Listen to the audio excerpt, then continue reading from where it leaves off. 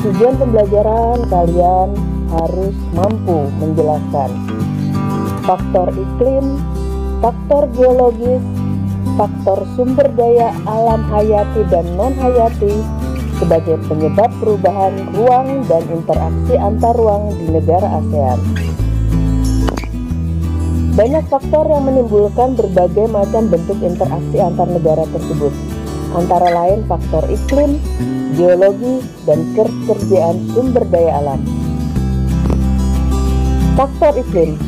Lokasi Indonesia sebagai bagian dari negara ASEAN berada di antara dua benua, Asia dan Australia, yang menyebabkan wilayahnya memiliki pola angin yang berganti setiap setengah tahun sekali. Angin ini dinamakan angin muson timur dan angin muson barat. Masing-masing menyebabkan terjadinya musim kemarau dan musim hujan. Perhatikan gambar arah angin muson. Ketika bulan Januari, angin bertiup dari arah benua Asia menuju ke Indonesia. Ketika bulan Juli, angin bertiup sebaliknya. Iklim krisis.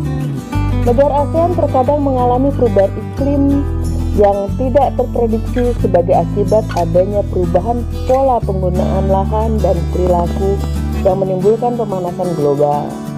Perubahan iklim ini memicu terjadinya bencana alam klimatik atau bencana alam yang disebabkan oleh kerusakan faktor-faktor iklim. Sehingga banyak terjadi orang melakukan demonstrasi yang menginginkan supaya perubahan iklim itu jangan sampai terus terjadi. Ketika suatu negara ASEAN mengalami bencana, negara ASEAN yang lain itu akan melakukan kerjasama bersama-sama menanggulangi bencana tersebut.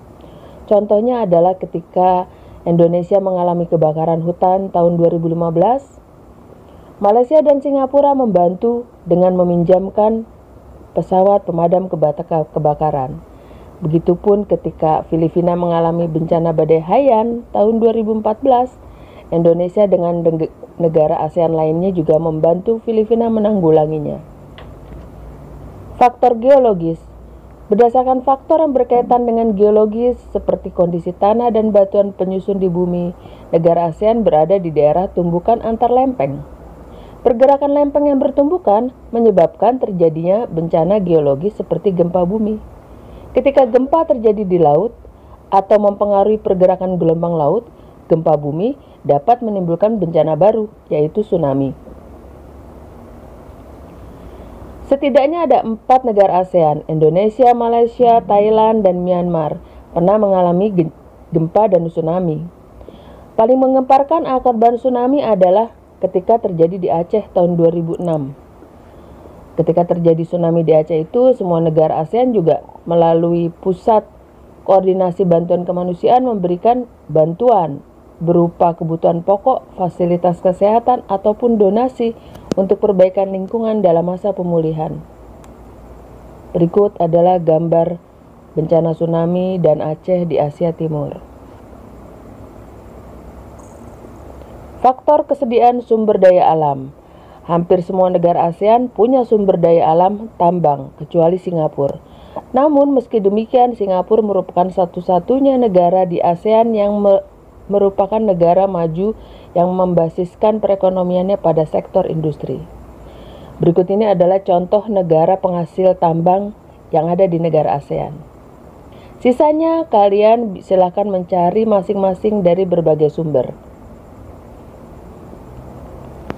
Selain tambang, sumber daya alam hayati dan sumber daya alam non-hayati juga dimiliki negara ASEAN. Seperti 1 hutan 2 laut. Hutan Indonesia merupakan hutan terluas di negara lain, namun justru paling memiliki laju kerusakan hutan yang paling tinggi. Sektor laut menyumbangkan bermacam-macam masukan melalui perikanan, mutiara, rumput laut, sampai barang tambang. Dan terakhir, perairan laut juga banyak dikelola sebagai objek wisata. Berikut adalah gambar hutan di wilayah Kalimantan dan perairan laut di wilayah Raja Ampat.